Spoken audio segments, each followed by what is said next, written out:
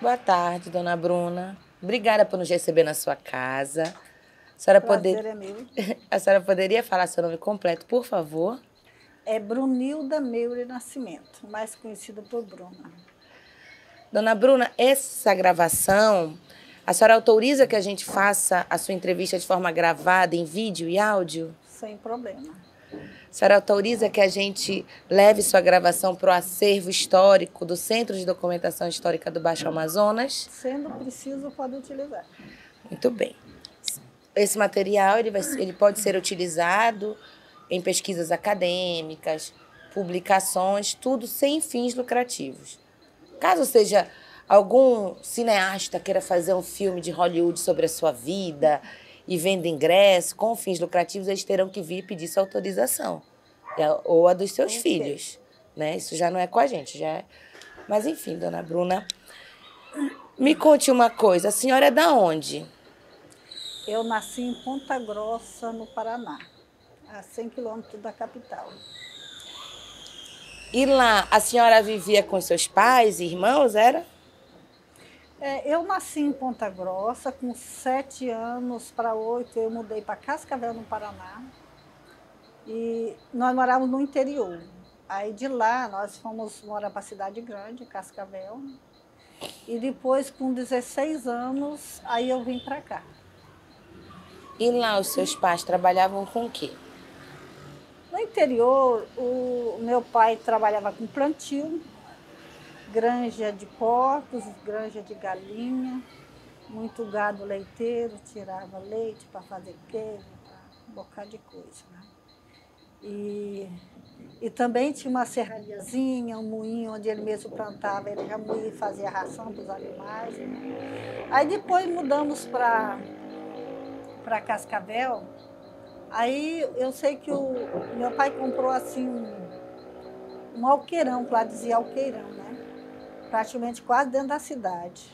Aí ele plantava alguns legumes, mas ele trabalhava mais de carpinteiro, né? E meus irmãos montaram uma empresa para eles e foram trabalhar com silos e secadores, revenda e montagem. A senhora teve quantos irmãos? Nós éramos em 9, aí a minha mãe adotou mais uma na hora que nasceu e nós ficamos em 10. Aí depois que viemos para cá, o meu irmão mais velho faleceu, aí continuamos em 9. Lá no Ponta Grossa, né? Vocês tinham terra já de vocês e venderam para ir para Cascavel? Sim, lá tinha a base de uns 40 alqueires, né? Umas 100 hectares. Mas assim, o meu pai pensava em ir para a cidade grande para dar estudo para os filhos. E terminou que nem... todos os filhos foram estudar em Cascavel, mas depois foram deixando, né? E eu tinha muita vontade de continuar os estudos.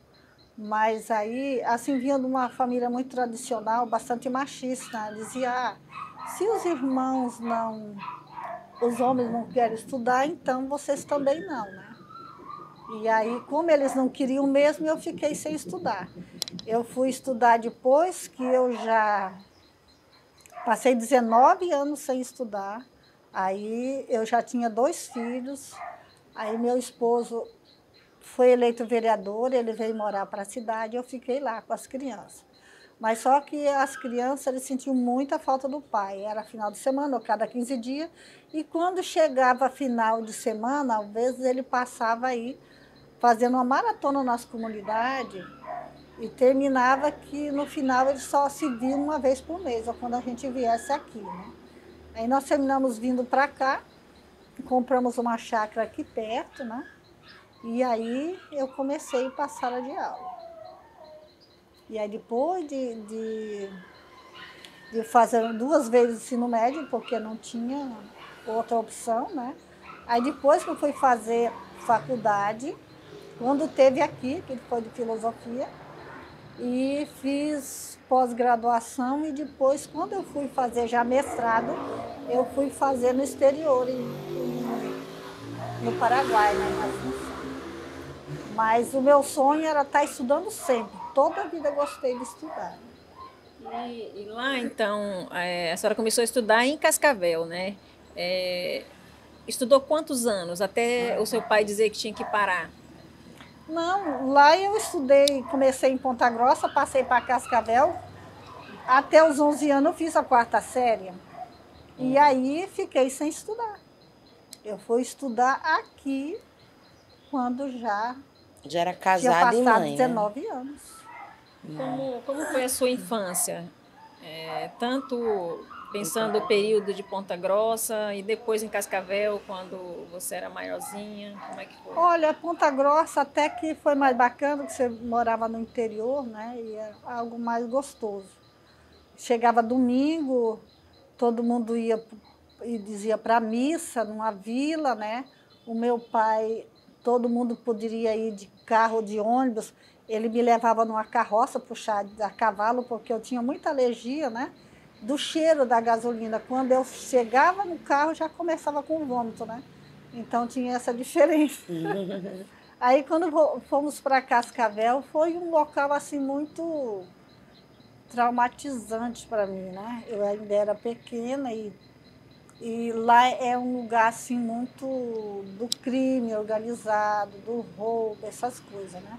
Eu sei que num período de 2 meses, uma quadrilha roubou uma Toyota seminova do meu pai, que ele só tinha vindo aqui no Pará uma vez, não, uma vez, e um caminhão também seminovo. E aí o pai conseguiu descobrir quem era, botou os criminosos na cadeia, só que os advogados do meu pai se venderam para os criminosos, né? Aí soltaram eles e ficou aquela perseguição. Onde meus irmãos saíam para outros municípios fazer trabalho, eles estavam atrás, querendo matar, perseguindo, né? Tentando, vamos dizer, prejudicar nós, mulheres e crianças também, né?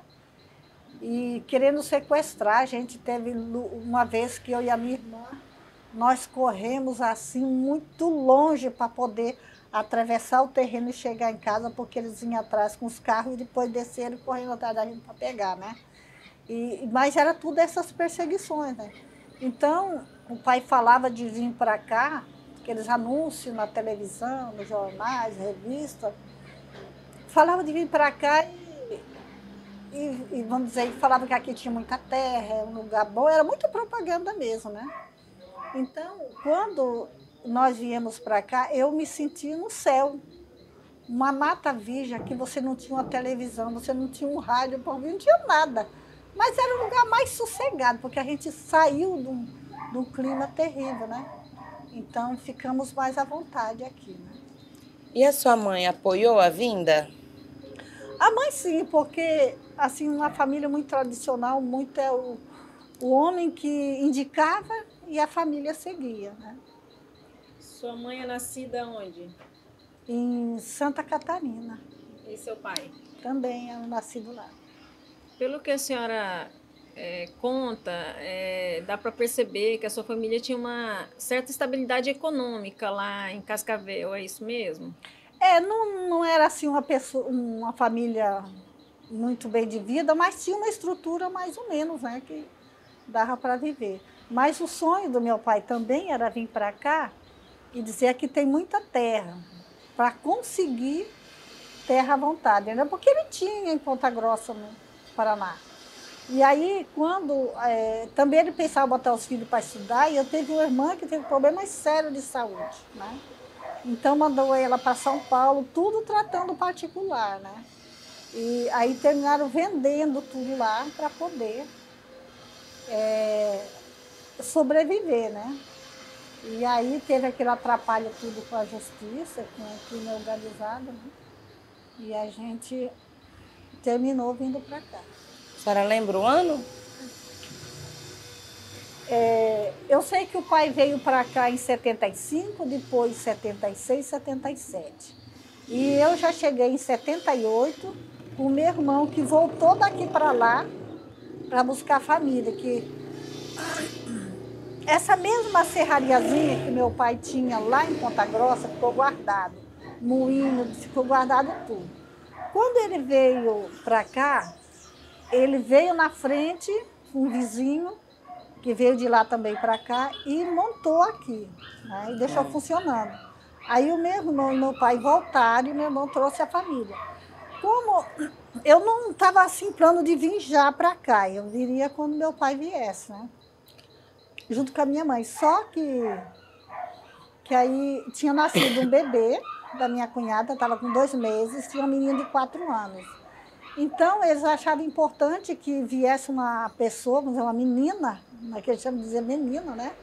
Para ajudar a cuidar das crianças na viagem. Aí eu vim, fiquei com eles, aí logo meu pai chegou, comprou um lote bem ali onde é o balneário do Jânio, agora que ele já olhava aquele lote há mais anos, pensando em comprar, porque tinha um rio, né? Que é o Rio Tinga, ele gostava demais de pescar, né? Inclusive, depois ele mudou essa serraria para lá e começou a serrar lá e trabalhava. Depois que meus irmãos vieram e trouxeram uma serra-fita, a maior serra-fita aqui do município, né? E terminou que foram se desestabilizando até que no final fechou, né? Nos anos que seu pai vinha antes, ele tinha conhecidos aqui na Transamazônica? Ele tinha uns vizinhos lá que tinham vindo morar para cá. E aqui a pessoa faz amizade com todo mundo. Então ele vinha todo ano para ver se comprava lote? Ele veio para trabalhar um tempo para montar a serraria, depois ele veio para trabalhar e outra vez ele veio para trabalhar e comprar o lote, né? Então o lote da sua família foi comprado, né? Foi comprado. Aí assim, só que quando comprou, a roça que tinha em cima era arroz, né? Você tinha que colher para pagar o banco, porque o banco tinha o terreno tinha uma dívida grande. Mas o meu pai queria aquele terreno, que ele se apaixonou por ele, né? Daí nós chegamos aqui, vamos dizer, sem costume de trabalhar na roça. E a gente pegava na foice, na enxada, colhendo arroz com aquela foicinha, né? Para depois trilhar, né? Tinha aquele tempo aquelas trilhadeiras, né? E tanto que a gente trabalhou muito no pesado e prejudicou a saúde. Tanto que depois começamos com artrite, artrose, reumatismo, são doenças que não têm cura. Hoje eu tenho até fibromialgia também, né?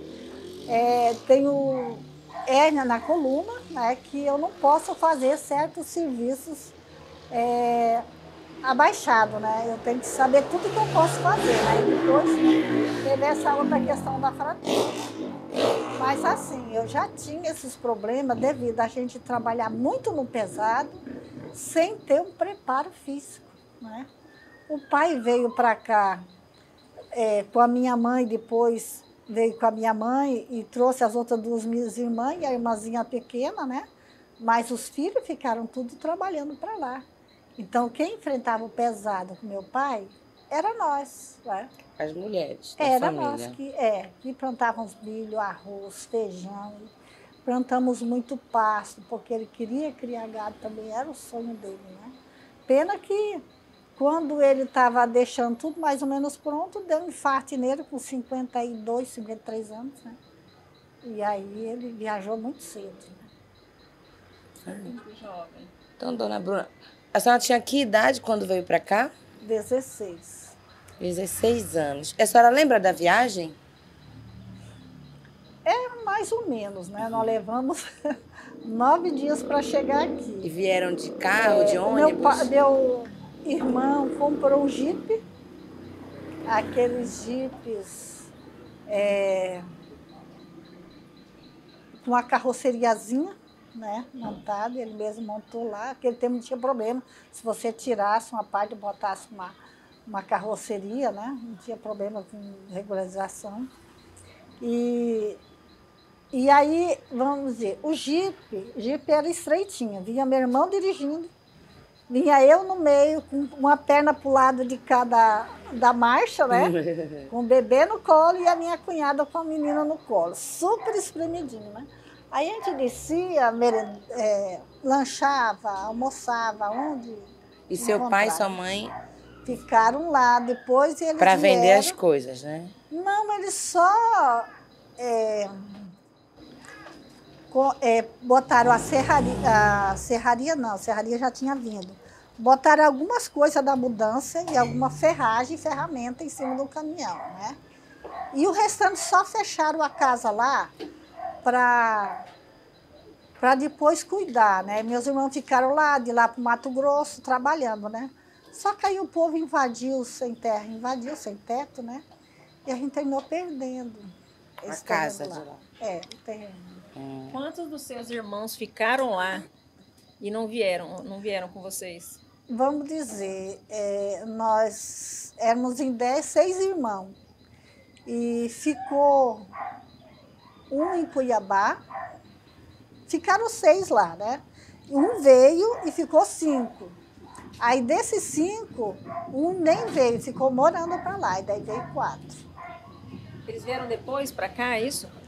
Vieram depois. Já fazia 1 ano, 2 anos que a gente estava aqui, e daí eles vieram.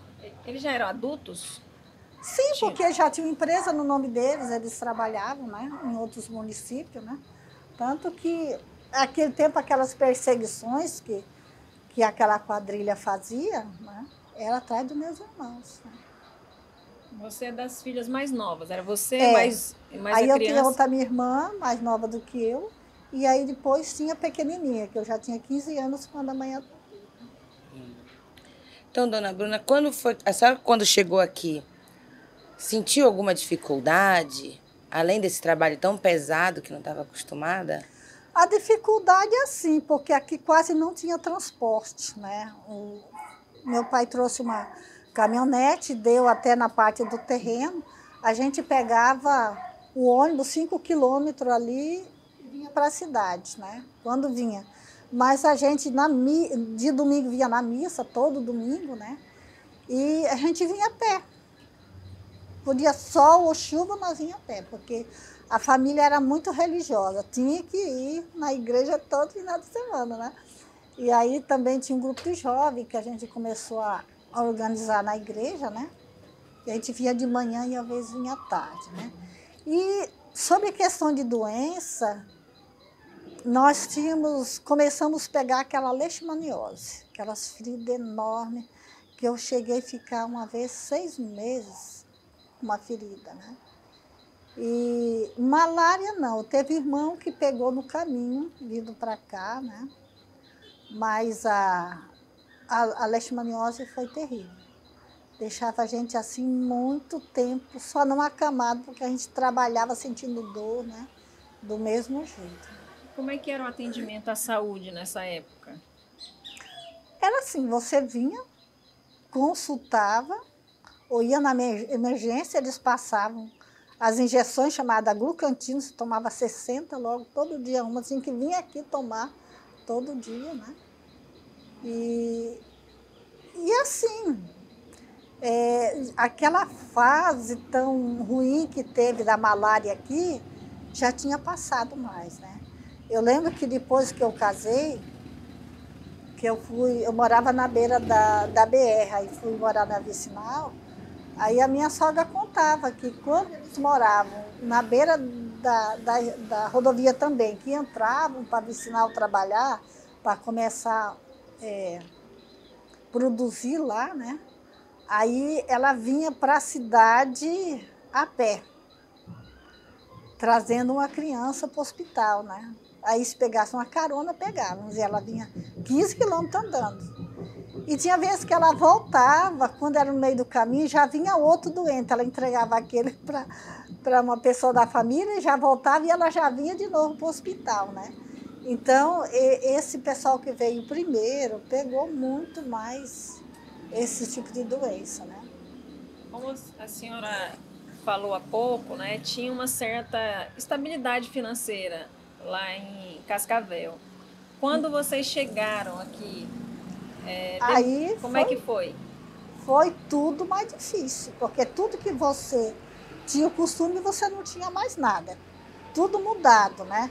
Mas para nós, só morar perto de um rio, ter peixe à vontade, naquele tempo tinha ali, o pai caçava, era uma coisa muito boa, né?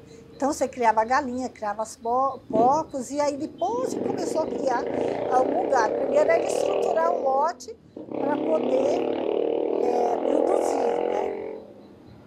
Criar gado, porque meu pai tinha muita vontade de criar gado leiteiro, era o sonho dele. E a senhora, nessa época, como vinha para a igreja, grupo de jovens, a senhora teve contato com aqueles padres das outras cidades que falavam sobre a questão da cidadania? Assim, eu comecei a participar do grupo de jovens, aí eu fui em Santarém, fiz os cursos junto com os catequistas, né, alguns encontros, e eu comecei a entender melhor essa questão social quando eu fui fazer uma semana catequética, né? Que eu fiz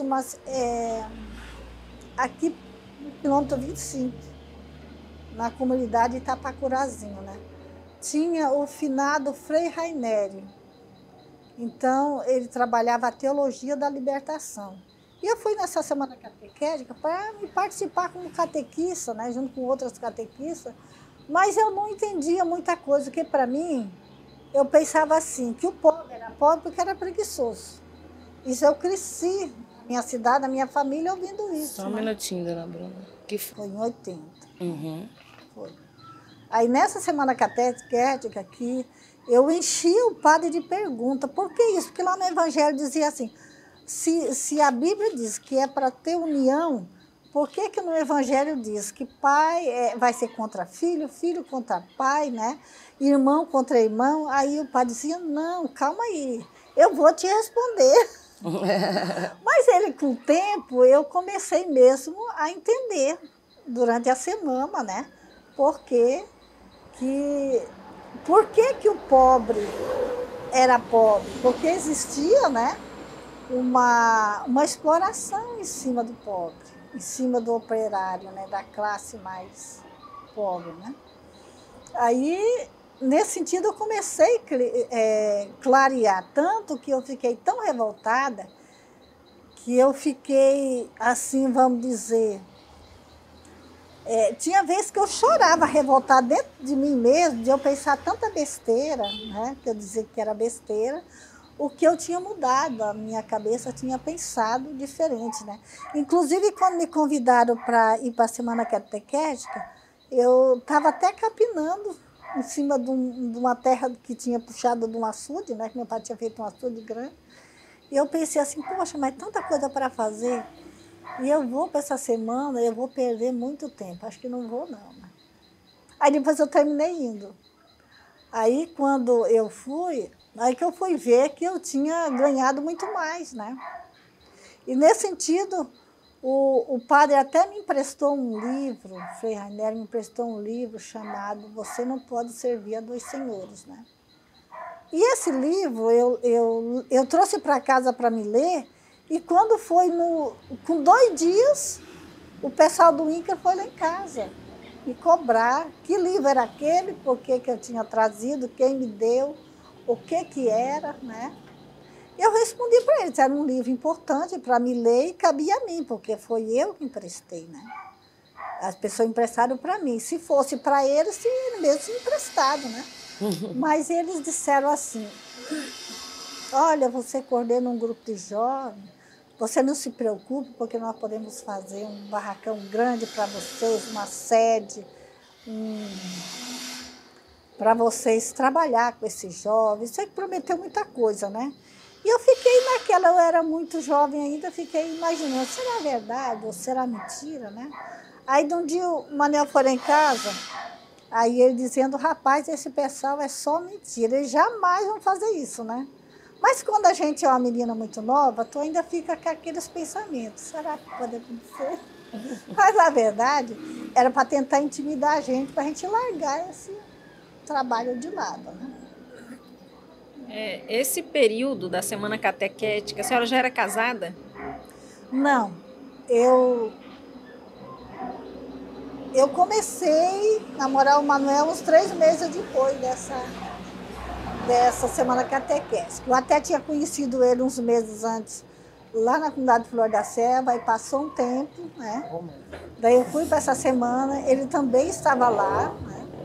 Aí depois que a gente terminou se conhecendo melhor, a gente terminou namorando. Essa semana, né, você fala semana catequética, a gente imagina que teve atividade ao longo de uma semana. Foi isso mesmo? Vocês tinham cursos ao longo? Sempre começava numa segunda e terminava no domingo. Aí vinha pessoas de toda a região, aí vinha o padre, vinha uns catequistas que acompanhavam animadores de Santarém, né? Mas cada comunidade mandava 2 ou 3 pessoas, então era um grupo enorme. E onde vocês ficavam hospedados durante essa semana? Lá mesmo, tinha uma cozinha lá da comunidade que era para fazer os panelões de comida, né? Tinha umas mulheres que trabalhavam e tinha a igreja e tinha um barracão comunitário. Naquele barracão comunitário é que cada um pendurava a sua rede lá. E a gente dormia todo mundo. Você pode dizer que essa semana catequética foi um diferencial que mudou, que iniciou a sua forma de pensamento, mudar o pensamento? Foi assim, eu já tinha participado desses outros encontros, mas algo que eu tive assentado para você ler a Bíblia e discutir com a comunidade e clarear foi nesse começo, né? Inclusive tinha umas pessoas, umas catequistas lá, que quando era 3 horas da madrugada, elas acordavam para rezar o terço e responder a ladainha. Eles acordavam a gente, morrendo de frio e sono, você tinha que ajudar elas a rezar o terço, né? Imaginou como é que era? Assim, um pessoal muito seguro, né? Essa semana, assim, vocês começaram a discutir questões sociais, políticas também? Como é que é? Assim, na teologia da libertação, né, o padre ele fazia uma leitura, né, e contava exemplo e ligava aquilo com a vida da gente. Então você começava a sentir dentro de você, porque, vamos dizer, a maioria dos pobres, que naquele tempo ainda tem hoje, né, que eles estão ali com um peso nas costas, trabalhando, uma coisa demais, mas a cabeça deles está na parte acima, né?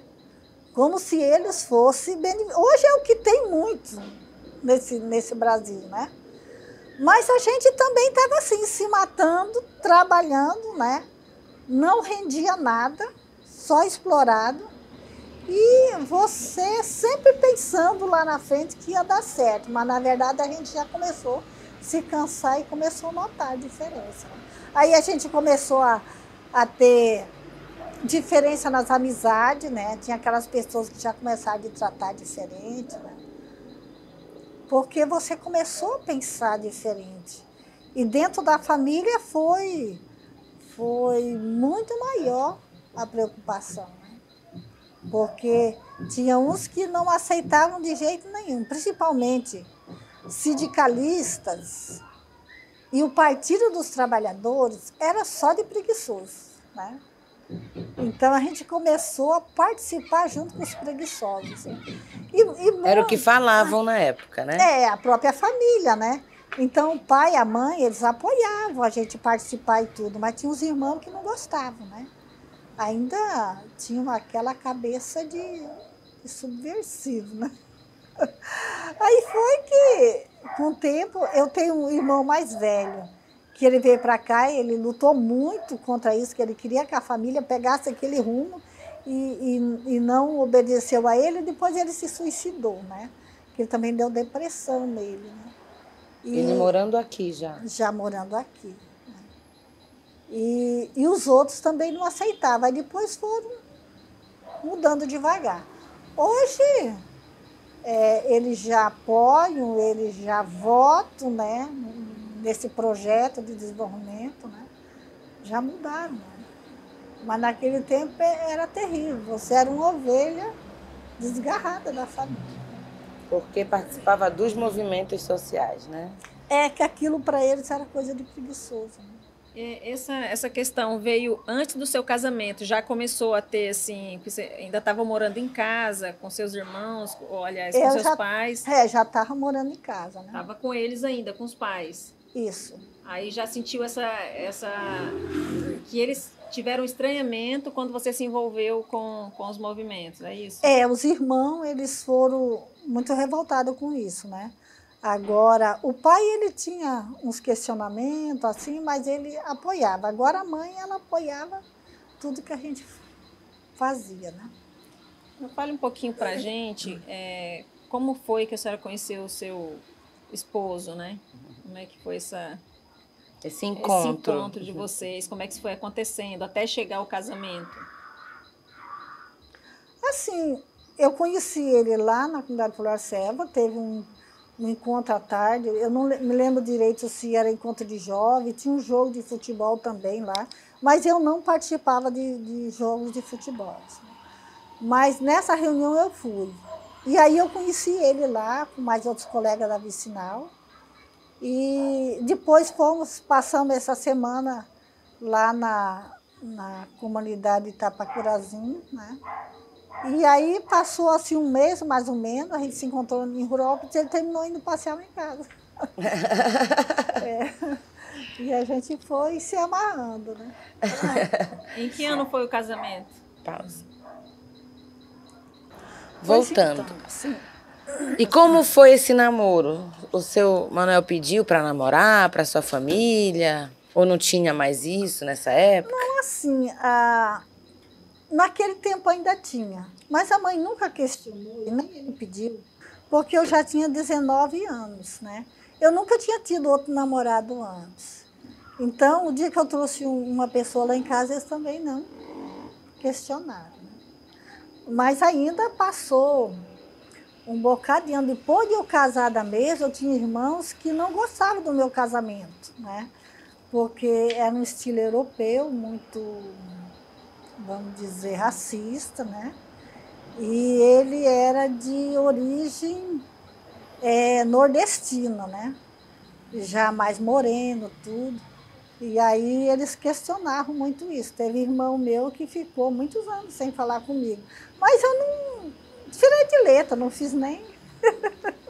Porque assim, você tem que conviver com as pessoas do jeito que dá. Se elas são assim, tem que respeitar, né? Você pode falar com elas não aceitarem, então a gente respeita, né? Mas depois foi passando um tempo, eles passaram se conhecendo melhor, né? E aí mudaram aquela opinião. Então, mesmo com essas oposições que você foi enfrentando dentro de casa, por conta dos irmãos, você seguiu firme nas suas decisões de casamento, de participar das atividades políticas, você seguiu firme? Primeiro porque eu tinha uma convicção do que eu queria, né? E assim, eu sou uma pessoa de muito respeitar a família toda, né? Mas o que eu quero, eu sou... vamos dizer, gosto de questionar e buscar. Não tenho muito de pedir a opinião dos outros. Eu posso até perguntar tudo, mas aí o meu rumo sempre foi aquele. Então, por isso que a mãe não questionou muito, né? Vamos dizer, a minha irmã mais nova, quando namorava, tinha aquele negócio de mandar um mais novo junto, né? Comigo não aconteceu. Então, dona Bruna, é porque hoje é sexta-feira, né? Hoje é sexta-feira. A pessoa totalmente perdida, né? Então, pronto, Mas vamos vai esperar passar, passar. já. Tá passando uma moto com uma caixa de som. Cara, com boleto ali, ó. Tudo essas zoado. Consegue. Pronto. Então, dona Bruna, a senhora casou em que ano? Foi em 82. Aí, 21 de novembro de 82. Aí, quando foi 1º de outubro de 83, eu tive meu primeiro filho, né? Aí, com 1 ano e 4 meses, já tive o segundo filho. Daí eu terminei sabendo que era dificuldade, né?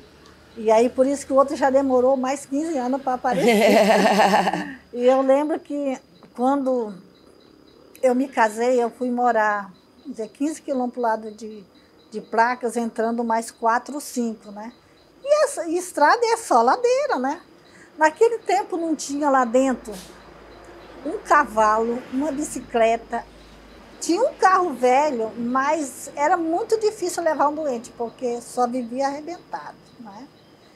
Sei que lá dentro da vicinal, por exemplo, tinha uma jumenta, que um amigo passava a vez com ela, mas quando ele descia para urinar, que ele chegava perto dela, ela jogava os pés, né? Aí ele tinha que ir a pé, 15, 20 quilômetros lá para dentro, né? Então, não emprestava para ninguém, porque a jumenta já sabe como é que era, né? Então, tudo era puxado nas costas, né? Eu lembro que eu trazia, quando era para vacinar os filhos naquele tempo, tinha que vir tudo num dia só. Então, fazia uma fila naquele tempo, naquele hospital, chamava CESP naquele tempo, que varava e ia lá para a área comercial. As mulheres tudo com a criança no colo, né, para vacinar. Então, a gente arrumava as coisas tudo até 10 horas, 11 horas da noite, para sair outro dia cedo com as crianças. E quando era... Aí você já nem dormia, porque 2 horas tinha que acordar, para se ajeitar e vir para a beira da faixa. Aí passava um caminhão, pau de arara, inclusive comunitário, eu posso depois falar sobre isso, né? E a gente pegava esse pau de arara e vinha para a cidade. Tinha aquelas D20, né? Com capota em cima, né? Jamais tinha uma Kombi, algo fechado de jeito nenhum. Era tudo dessa maneira. Então a gente vinha, vacinava a criança, e quando voltava, quando entrava na vicinal, carregando as crianças, elas já iam chorando de febre, porque a vacina dá febre. Vacinava cedo, nós ia chegar lá pelas 3h30, 4 horas da tarde, né? Pegava aquele sol quente todinho, as crianças já iam chorando. Então, era terrível para você morar numa vicinal, cuidando de menino com essa situação. Hoje não, hoje o pessoal vacina nas comunidades, vai lá, vacina o dia que quiser, né? Aquele tempo não era assim. E se tivesse chovendo, você colocava o menino no braço aqui, a sacola aqui, e o guarda-chuva ainda. Desse jeito. Seu relato é das dificuldades da maternidade na Transamazônica, né? E eu fico pensando na quantidade de mulheres que passou essa situação, né? E quero saber como é que era a relação de companheirismo entre vocês, mulheres, nesse período. Porque isso acabava ficando mais para a mulher mesmo, né? Você falou que bota uma criança aqui, outra aqui, sombrinha. Sim, eu vinha com um e o pai vinha com o outro, era 2. Mas, na verdade, a maioria eram as mulheres que traziam, né? Mas, assim, sempre bastante legal, uma pessoa com a outra, o vizinho precisava, né? Contribuía, né? Eu lembro que quando eu tive o meu primeiro bebê, que eu comecei a sentir dor de madrugada, né? E aí eu vim de manhã. Mas a vizinha mandou as meninas ajudar a carregar a bolsa, minhas cunhadas, né? E o Manuel foi para a roça, porque ele tinha roçado para fazer e tinha que dar conta, né? De vir só, né? E eu sei que nós pegamos, foi um carro de linha também, né? Quando eu vim ter o segundo menino, já trouxemos ele, eu e as minhas cunhadas que eram meninas, nós trouxemos o menino, o carro que nós encontramos na beira da estrada, que passou, era um caminhão toureiro, sem porta, né? Então, a minha cunhada, uma menina, vinha com o bebê no meio, né? E eu vinha com aquela barrigona na beira daquela porta que não existia, né? E o cara só parou porque ele era colega do meu irmão, conheceu a gente. Senão, minha filha, tinha vez que você passava ali até 3 horas da tarde esperando um carro para poder. Para pegar carona, né? Para pegar carona. Você falou do pau de arara comunitário, aí falou do carro de linha. Qual era a diferença? Tinha vários carros de linha, né? Tinha aqueles caminhão 3x4, tinha as D20 naquele tempo, né? E esse pau de arara, chamavam pau de arara, era um caminhão Mercedes, que junto com os padres, os agricultores, os sindicalistas, fizeram um projeto E eu não sei para que país ali, só sei dizer que conseguiram, fizeram bastante coleta também, compraram esse caminhão, né? Então, esse caminhão, ele servia para levar mercadoria para revendas, né? Que nós lá, qualquer coisa tinha que comprar em Rurópolis. Então, nesse sentido, montamos uma revenda, a gente pode falar sobre isso. E esse caminhão, uma vez por semana, ele passava nas comunidades, se tivesse pimenta, arroz que fosse para vender, levava para vender em Santarém, né? E daí o agricultor mandava a sua mercadoria de plantio e comprava gênero de primeiras necessidades e alimentício, né? Como ferramentas também, né? Então sempre ia uma pessoa ou duas das comunidades fazer a compra para todos, né? E quando era durante a semana, então conseguia depois comprar outro. Aí um ficava fazendo a linha todo dia de madrugada, vinha de madrugada e voltava, né? E o outro fazia as compras em Santarém 2 vezes por semana, e entrava nas vicinais, nós tínhamos um espaçozinho lá na comunidade, chamava-se Revenda, que nós tínhamos a mercadoria, né? E aí a mercadoria também começou a se comprar assim, cada um, nós fizemos cota, né? Quando eu fui lá já tinha essa revenda, né? Mas a comunidade fez as cotas, cada um contribuiu com uma quantia e montou o botequinho lá, né? O comérciozinho. Que 2 vezes por semana, na quarta-feira à tarde e no sábado à tarde, abria para as pessoas irem pegar as mercadorias. Né? Então era já uma forma de organização da comunidade, né? E comprava mais barato em Santarém, já levava sua mercadoria e já comprava mais barato, porque só para vir aqui em Rurópolis para comprar era muito dependioso. E tudo nas costas, né? E assim já levava lá, daí já era fácil a pessoa. A senhora me falou que a sua família tinha, algumas pessoas da sua família tinham um olhar sobre movimento social, sobre o PT, como se todos os integrantes fossem, né, não trabalhadores e tudo, e se casou com alguém que também era militante, né? Como era a sua relação com a militância? A senhora continuou militando mesmo depois do casamento? A senhora apoiou também a militância do seu marido? Não só apoiei, como eu também era uma militante, né? Na comunidade nós tínhamos o grupo da catequese, nós tínhamos o grupo da revenda, né? Dos associados, tínhamos a delegacia sindical dos associados e também tínhamos o núcleo do PT, né? Então tinha os filiados da comunidade que eram daquele núcleo. E aí tinha a organização dos transportes comunitários, quando tinha assim, assembleia em outras comunidades, a gente participava, né? E na vida normal, sempre participando. A senhora relatou as dificuldades da maternidade, né, no início, e eu lembro que a senhora falou também que voltou a estudar depois que teve os filhos, né? Como é que foi esse processo, né, de voltar a estudar? Como é que funcionou? Como é que foi? Aquele sonho de criança de sempre continuar estudando, eu não conseguia apagar dentro de mim, né? Então, quando eu já tinha os 2 filhos, eles já estavam um com 5, outro 6, que em 89 o Manel foi eleito vereador, né? Daí naquela situação da gente ficar sempre longe, as crianças reclamando, né? E eles também não se sentiam bem. Aí terminei anos comprando a chácara aqui, perto da cidade, e aí mudamos para cá, há 32 anos. Estava fazendo 33.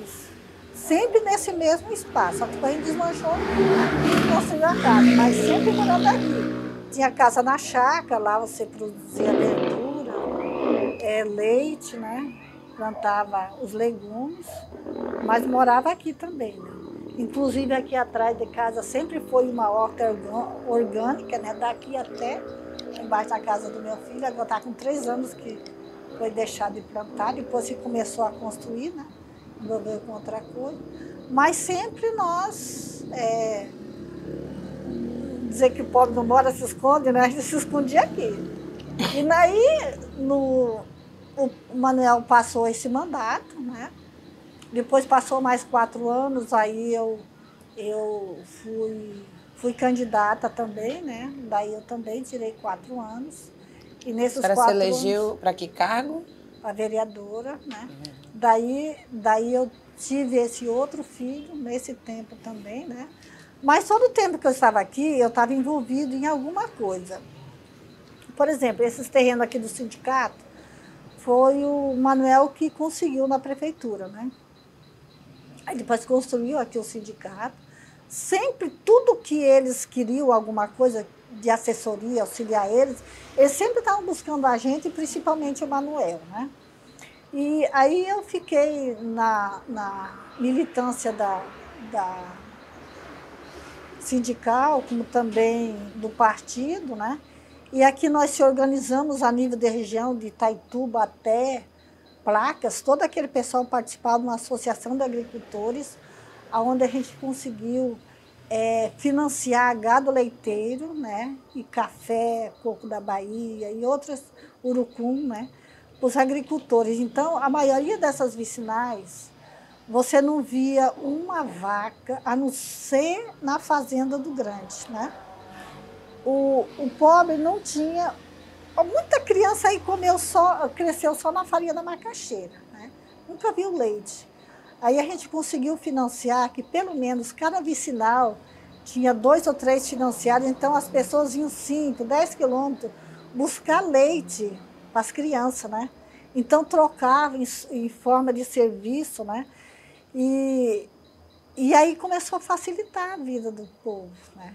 Porque essas pessoas que começaram a comprar esse gado leiteiro, depois a gente buscou de fora, né? Gado, vamos dizer, mais aperfeiçoado, né? Com raças melhores, né?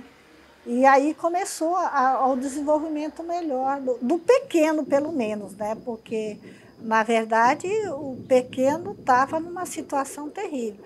Nós buscamos aquele FNO especial, através também de lutas do Movimento pela Sobrevivência, junto com o Zé Geraldo, junto com a Ayrton, né?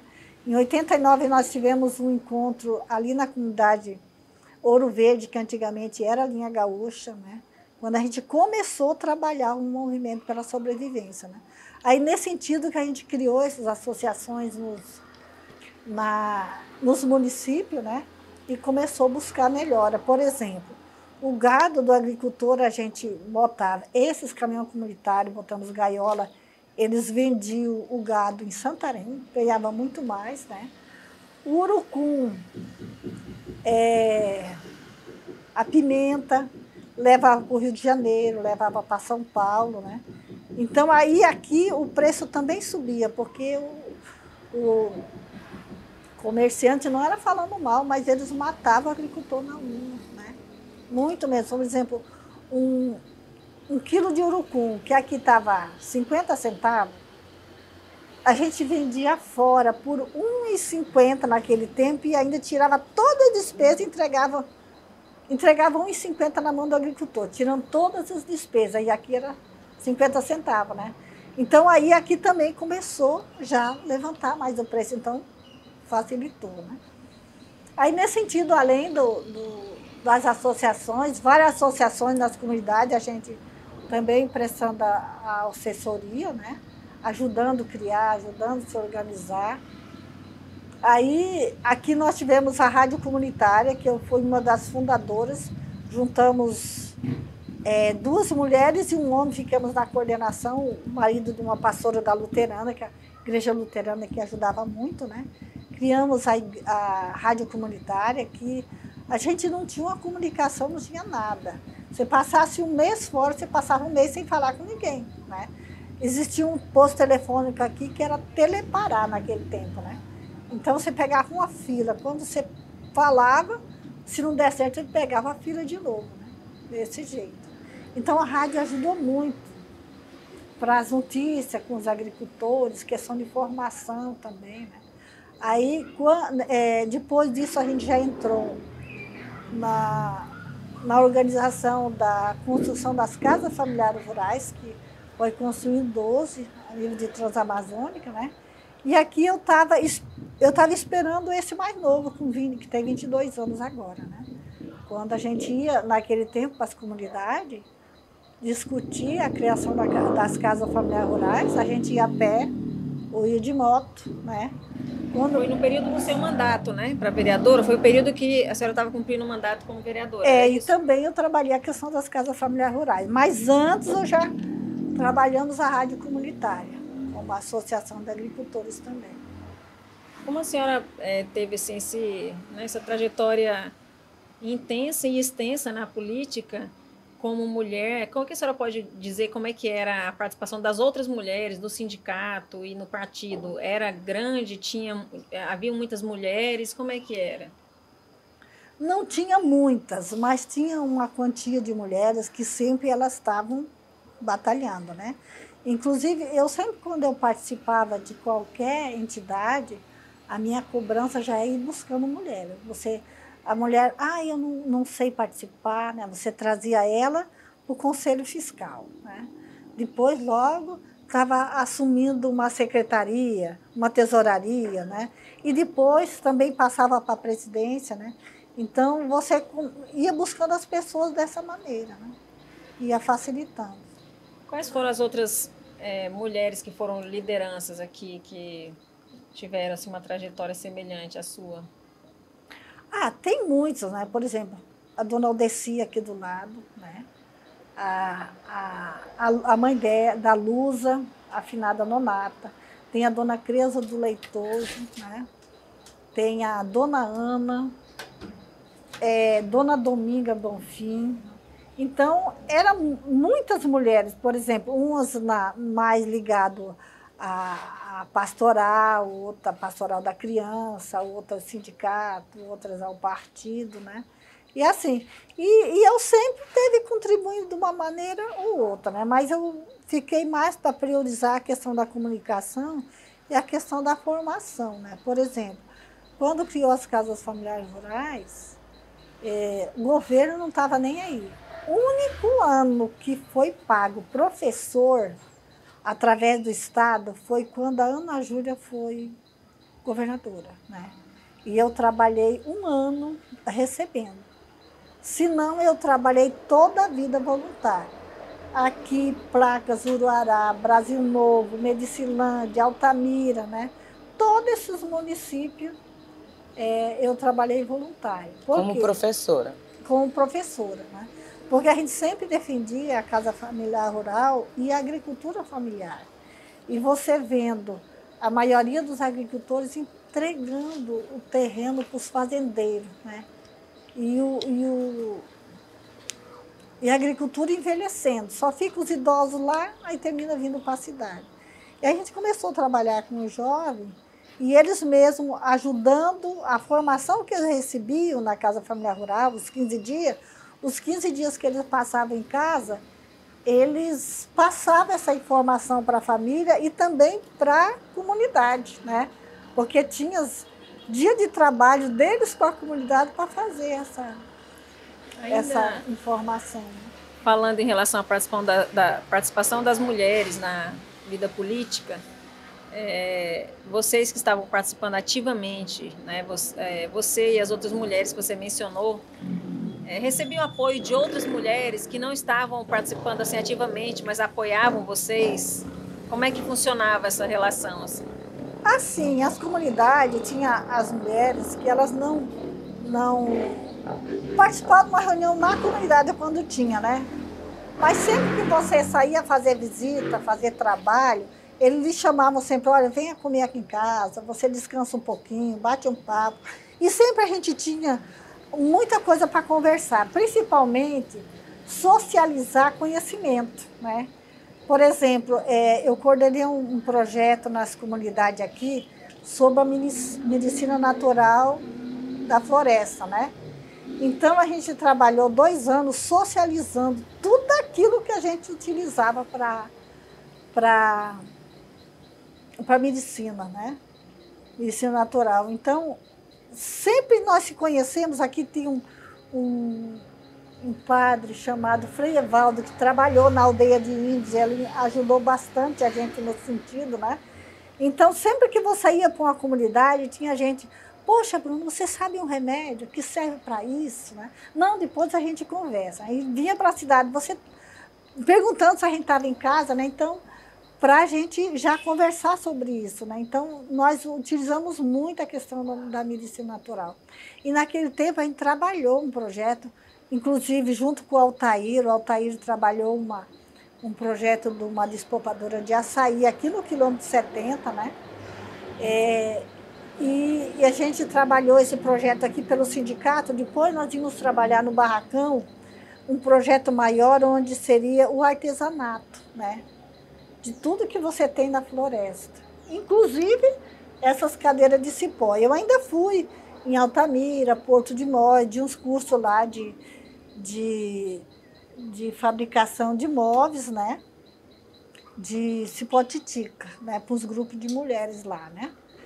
Mas aqui nós íamos fazer isso e depois a gente terminou não tendo perna para fazer tudo. Mas a questão da medicina natural contribuiu muito, muito mesmo. Em relação aos seus estudos, vamos voltar de novo para a questão dos estudos, para a gente ainda deixar bem claro como é que foi que você voltou a estudar, em que ano foi que voltou a estudar e como foi esse processo de retorno à vida escolar com os filhos pequenos. Aí depois sei que você tem uma vida acadêmica também, como é que foi o ingresso na universidade. Vamos falar primeiro da vida escolar, como foi o retorno. Esse retorno foi bastante conturbado, mas quando a gente quer algo, a gente vai buscar, né? Sempre eu digo para o jovem, olha, vamos estudar, porque depois que você já tem família, é muito diferente, né? Então, meu trabalho era o dia todo, aquela atividade. Quando chegava à noite, eu ia para a sala de aula. E sabe o que é aquela sala de aula? Eu comecei na 5ª série, para depois eu fazer uma prova e passar para o ensino médio, né? Mas eu comecei na 5ª série, sabe aquela molecada badernenta, depois do ensino médio, uma baderna terrível. E eu estudava e fazia meu trabalho todinho, tirava nota boa. E eu disse, mas como é que você aguenta tudo isso? Você já é uma senhora, você cuida de menino o dia todo, você vai trabalhar, você vai para a roça e tu se sente bem. Eu digo, menina, é porque eu só escuto o que eu quero. Então, aquilo lá não me incomodava nada. Pela canseira que eu passava o dia para ali, era um descanso, eu estar estudando, né? Aí depois que eu fiz técnico em contabilidade, porque eu jamais queria ser professora, tinha magistério, né? Aí depois vou fazer magistério, porque é um curso profissionalizante e eu estou parada mesmo, né? E aquela zoada de menino mal educado, aquilo deixava a gente chateado, né? Aí eu terminei fazendo. Depois apareceu a faculdade particular aqui, eu fui fazer, né? Aí quando, felizmente, as casas familiares rurais começaram a funcionar, aí eu terminei sendo professora e gostei de um jeito que eu acho que eu pegava 90 anos fazendo isso, né? Porque, assim, uma meninada disciplinada, porque a gente já trabalhava junto com os pais, chegava menino lá que já tinha sido expulso de todas as escolas, né? E chegava lá e pegava o rumo, porque a gente tinha uma metodologia, uma pedagogia de trabalho, né? Inclusive, acontecia, às vezes, por exemplo, placas. Eu trabalhei uma semana, o prefeito estava pagando os professores lá e ele terminou não pagando mais, fechou. Aí os professores foram embora, né? Eu fiquei com uma sala da 8ª série, 1º ano, 2º ano e 3º ano do ensino médio, né? E eu dava aula para as 4 salas direto, sem problema. A diretora chegava, a secretária de educação chegava e dizia, poxa, mas como é que essa molecada são quietas assim? Eu disse, não, é porque eu estou dando aula e eles também, né? Então você deixava umas pessoas responsáveis e outro dia deixava outra, né? E todo mundo tem sua nota, né? Então todo mundo se empenhava para a aula acontecer bem, né? Para ter um bom conhecimento, né? Então isso é importante. Aí tinha pessoas que não acreditavam que eu conseguia dar aula para 4 salas de aula no tempo só, né? Aí iam lá ver, né? E aí eu gostei tanto porque a diferença da metodologia dessas salas de aula de escola pública, né? Aí, nesse sentido, eu disse, olha, eu vou ficar estudando sempre. Toda a vida gostei. Não sei, curso, seminário, o que tivesse dos movimentos sociais, eu estava dentro, né? Você começou a dar aula porque fez o curso de magistério, né? Aí depois... Não, magistério eu fiz no ensino médio. Aham. E eu comecei a dar aula, depois eu já tinha feito faculdade, que começou a funcionar as casas familiares rurais, que nós conseguimos construí-las, né, junto com o movimento pela sobrevivência, né, junto com os sindicatos, a Associação de Agricultores. Em que ano foi que você começou a dar aula? Olha, 2009, 2010, 2011 foi que eu recebi o único ano. E depois veio 12, 13, 14, né? E assim Você ainda trabalha com a educação? Como é que está essa? Agora não. Agora eu estou só me cuidando. Mas passou muito tempo dando aula, né? Eu passei um bocadinho, mas assim, no município, no outro, a gente se organizava já. Para você ficar uma semana no município, outra semana na outra. Ô, dona...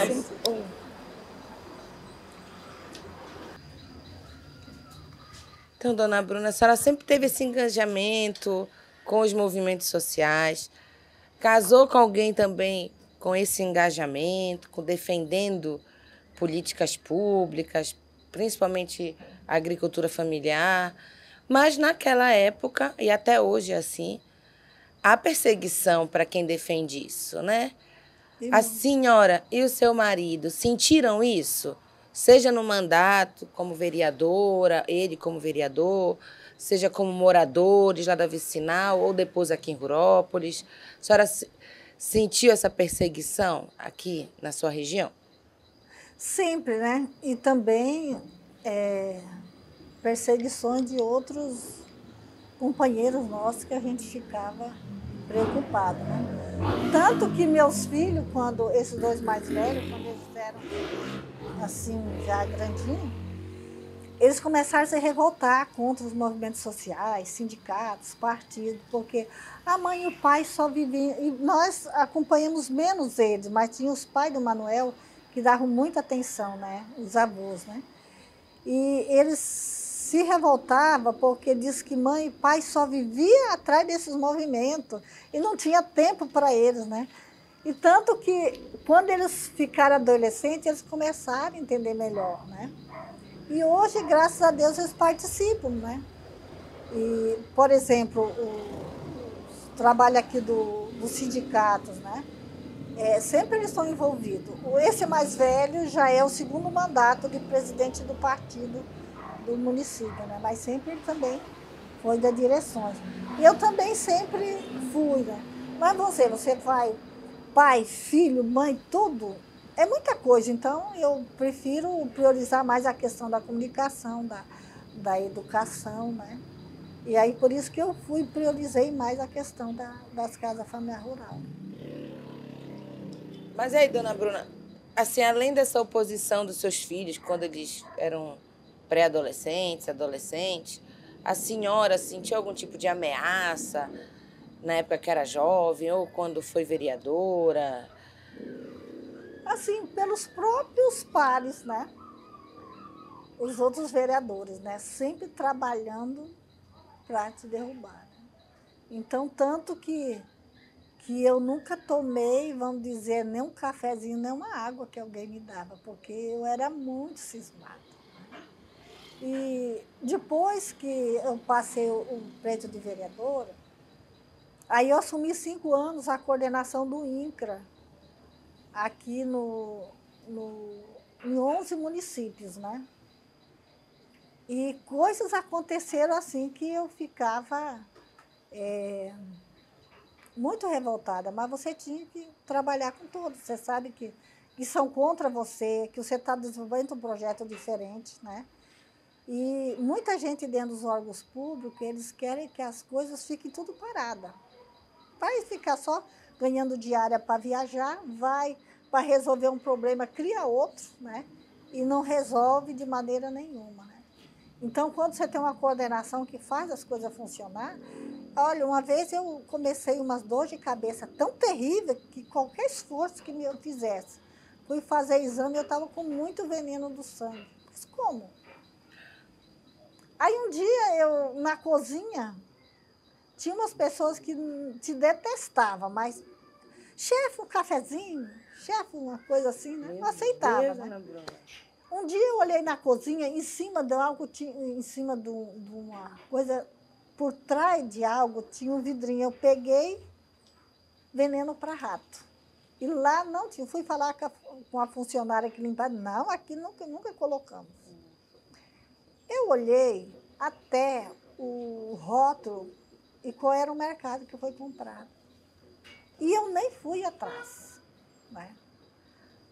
Mas muitas vezes a gente viajava, por exemplo, uma vez, nesse tempo que eu estava no INCRA, eu levei todo o movimento social para participar junto, né?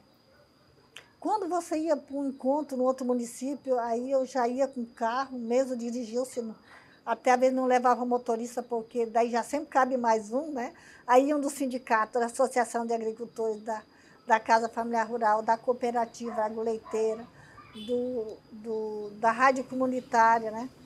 Uma vez, foi batendo tanto, era que a Toyota Bandeirante, que a gente ia dirigindo, daqui para Itaituba, que foi um absurdo. Eu cheguei lá, participei da reunião, não consegui voltar mais no mesmo dia, tanta canseira. E eu olhando, o carro está batendo demais.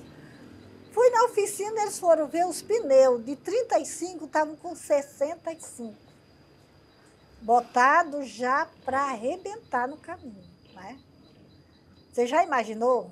Você está assim numa sinuca de bico. E depois que eu já tinha saído do INCRA, certas pessoas da oficina diziam que tinha alguém lá que ia com eles pedindo para eles sabotar roda, sabotar motor, essas coisas, né? E aí, quando o dono da oficina vem falar isso, é porque o negócio é sério, né? A senhora descobriu quem A gente já sabia. desconfiava, né? Então, por isso que a gente já se cuidava muito, né? Então, e aquela questão de ficar te aliciando, né? Sempre que eu estava nesses mandatos, alguém dizia, poxa, mas você tem muito amigo. Eu disse, não, tenho não. Eu sei realmente quem são meus amigos. Não é aquele pessoal correndo atrás de você que são teus amigos, né? Inclusive, quando eu estava no INCRA, nós conseguimos fazer muitos lugares de assentamento, aqui em outros municípios também, né? E aí, dentro do INCRA, era assim, quando saía um crédito, criava um crédito de assentamento, já criava uma associação rápido, só para pegar o dinheiro, né? Que vinham o crédito fomento, Pronafiar e outros, né? A construção de casa, essas coisas, né? Então, era liberado para a associação, ou o rapaz do INCRA ia para um outro município e entregava na mão do vereador, que não era nem assentado. E de lá consumiam com o dinheiro. Você chegava no assentamento, num lote tinha uns 2 metros de tábua amontoado, outro tinha 1 milheiro de tijolo, outro tinha umas 5 latas de tinta, que você ia pintar o quê? As árvores? Só se fosse isso, né? Porque não tinha nada construído. E o dinheiro sumia. Aí, quando eu entrei lá, a associação continuava sendo criada, mas nunca mais saiu um dinheiro para a associação. E aquilo revoltava eles, né? Principalmente os comércios que eram ligados com essa máfia, né? Então, a gente criava uma comissão, e essa comissão abria uma conta no banco para você colocar o dinheiro lá, a superintendência mandava, e eles que administravam, né? Então, não era a associação mais que utilizava, né? E dentro do INCRA, você tinha perseguições demais, né? Tinha aquele pessoal que das associações que vinha e pegava todas as declarações de manejo, né, dos agricultores, e lá vendia para certos empresários, e desviava o recurso, vamos dizer, vendiam as notas, né? Então, nem tiravam a madeira. Então, tudo isso mudou, né? E aí, quando eu tive um filho e uma nora que fizeram o cadastro para pegar lote também, né? Daí, nesse assentamento onde meu filho ficou, o pessoal cobrou para ele ser o presidente. De todo jeito ele não queria, não, é melhor porque você, sendo filho da dona Bruna, dizia assim, já pensando nesse negócio, né? Aí aconteceu que ele ficou. E quando saiu, vamos dizer, só dentro daqueles 6 meses, saiu 8 milhões para os projetos de desenvolvimento sustentável, os PDS, né? 3 projetos para aqui, para o lado de Itaituba. E aí um dia um cara do INCRA veio de Minas Gerais, veio almoçar aqui em casa, e ele disse assim para o meu filho, poxa, como você se sente com todo esse dinheiro na tua conta? Aí ele disse, vou levando. Ele falou só isso porque ele não foi explicar, olha, eu sou o presidente, mas agora o INCRA não manda dinheiro nada para as associações, eu sou presidente da associação, é para organizar, né? Mas quando a pessoa tem essa cabeça, ele já nem quis responder, né? O dinheiro ia para uma comissão, que não tinha nada a ver com a associação. Mas, nesse sentido, já começava aqueles empresários que mexiam com madeira, chamar teu filho para tomar um café, para tomar uma cerveja, para bater um papo, coisa que nunca se falava, né? Um aliciamento total, dizia meu filho, você toma cuidado, esse pessoal estão te conhecendo agora. Mas quando eles saber que nem você mexe com isso, eles vão cair fora, né? E tanto que depois teve aquela denúncia, a Polícia Federal foi fazer uma investigação para saber se estava tendo, que fizeram, os próprios madeireiros denunciaram porque a terra saiu da mão deles, né? Porque foi dividido em projeto de assentamento e não ficou mais na mão dos invasores. Aí eles mesmos denunciaram para os projetos parar, enquanto o Ministério Público fazia a investigação e a Polícia Federal, e eles entraram tudo de novo, né? Aí, eu sei que, enquanto você estava dentro do INCRA ali, tinha aqueles presidentes de associação que vinham de outro município. Vamos dizer, eu, 5 anos no INCRA, eu não tive 2 dias de férias, que foi ano novo. Todo dia, podia ser meia-noite, o pessoal chegava de Brasil Novo, Altamira, ia bater aqui dentro da casa da gente, porque todo mundo se conhece aqui, né? Então a gente não tinha paz, não tinha nada, era só no trecho e andando, né? E tinha aqueles grupos de associações, pessoas assentadas, família, que um era presidente de uma associação, num projeto, outro era presidente em outro, tudo assentado num projeto só. Mas saíam, e não sei que o povo era tão analfabeto que aceitava uma coisa daquela, né? Então, aquilo era só para negociar madeira com os empresários, né? Enquanto ele vinha chorando na tua casa, ou lá no INCRA, falando para você que tinha um empresário invadindo, tomando madeira lá, você fazia o pedido para a Polícia Federal investigar a denúncia, ele estava negociando com outro, né? Então, era uma sacanagem tão grande que você nunca sabia com quem você estava conversando, né? Era cobra comendo cobra, então você tinha que ter muito cuidado, né? Dona Bruna, a gente vai caminhando já para o final, né? A senhora tem uma vida muito ativa, né? Até com o INCRA, os movimentos sociais. Estou mais quieta agora. Então, faz parte da sua história, a história da Transamazônica também, né? A história da sua família está relacionada com a Transamazônica. Hoje, olhando para trás, o que a Transamazônica representa para a senhora? O que ela representa? A paz, ela está me representando assim, uma amargura bastante grande.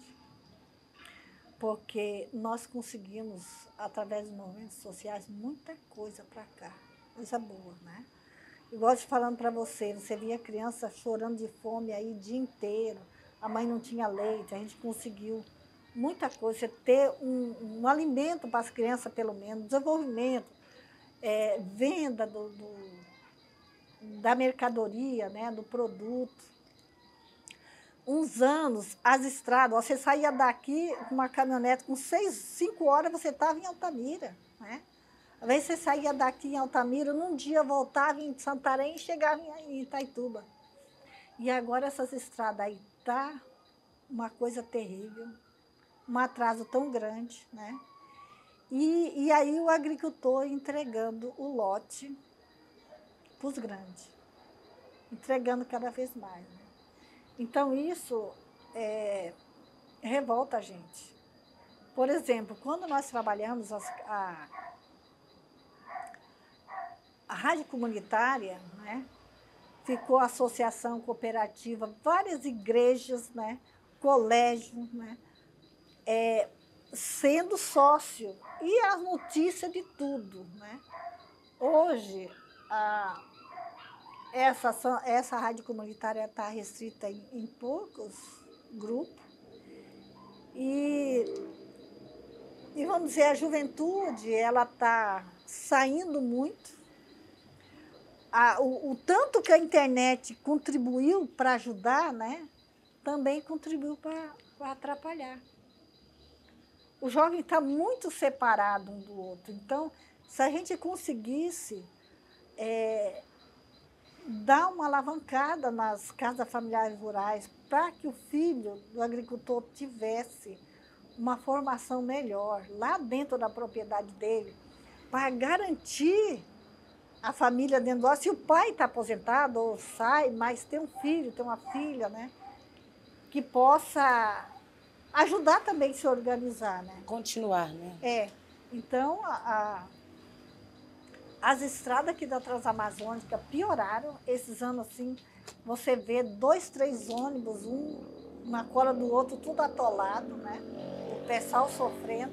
Então, quando acontece na Transamazônica, e as vicinais, como é que fica para você levar a mercadoria? Então, quem está sofrendo mais com isso é o agricultor, né? Mas eu sempre digo assim, nós temos que pensar junto uma saída e motivar as pessoas, porque para você levar um povo, você tem que ter motivação. E dessa motivação, ela tem que angariar mais jovens. Dessas casas familiares rurais, hoje nós temos engenheiro de pesca, engenheiro agrônomo, médicos, enfermeiros, tudo assumindo já, né, nos municípios aqui. Então, são filhos dos nossos agricultores. Então, começa a mudar um pouco, né? Começa já a mudar um pouco. E foi uma semente desses trabalhos a nível de movimento. Se nós não buscássemos isso, nós não teríamos, né? Você vê, no município desse, tem vários médicos, cada um ganha 100 mil reais por mês, casa, comida, transporte e funcionário ainda para... E tem vezes que não querem fazer cirurgia. E aí você vê esse pessoal novo aí, começando por exemplo, os mais médicos quando vieram, essa garotada nova, já filho dos nossos agricultores, comprometido com a causa, né? Isso aí, isso dá uma alegria. Faz diferença. Né? Então, vamos dizer, todo o sofrimento que a gente teve não foi em vão. Não foi em vão, então a senhora não se arrepende? Trouxe uma semente, e essa semente ficou plantada, né? E produzindo frutos. Mesmo, vamos dizer, com perseguições, com aliciamento, tudo dessas pessoas tentando tirar desse trabalho, mas ficou. Hoje nós temos aí vários jovens nos municípios, né, assumindo secretarias importantes dentro das prefeituras, né, espaços técnicos importantes, tudo isso aí tem muito a ver. Obrigada, dona Bruna. Muito obrigada pela sua entrevista. A gente agradece muito, dona Bruna. Muito obrigada. Embora, eu espero que eu possa ter... Muito, a gente aprendeu muito agora, né? Uma aula. Obrigada. Pronto, querida. Eu aprendendo com vocês também. Não, a senhora que ensina.